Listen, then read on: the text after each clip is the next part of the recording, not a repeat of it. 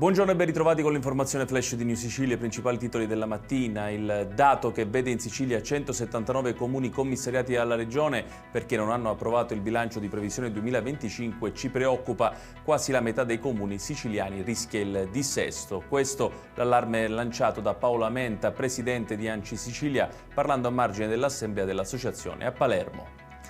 Il Tribunale del Lavoro di Trapani ha respinto il ricorso del direttore generale dell'ASP Ferdinando Croce contro la decisione della Regione che ne aveva deciso la sospensione a seguito dello scandalo dei referti istologici consegnati con molti mesi di ritardo ai pazienti.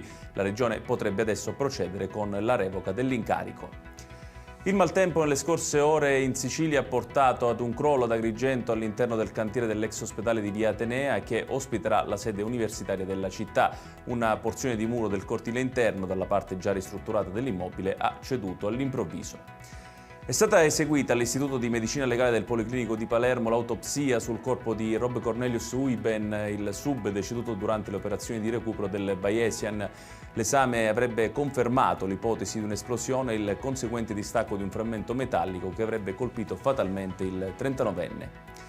Incendio su un rimorchiatore che era in viaggio da Termini Imerese a Porticello nel Palermitano. Per spegnere le fiamme sono intervenuti i vigili del fuoco e i militari della Capitaneria di Porto.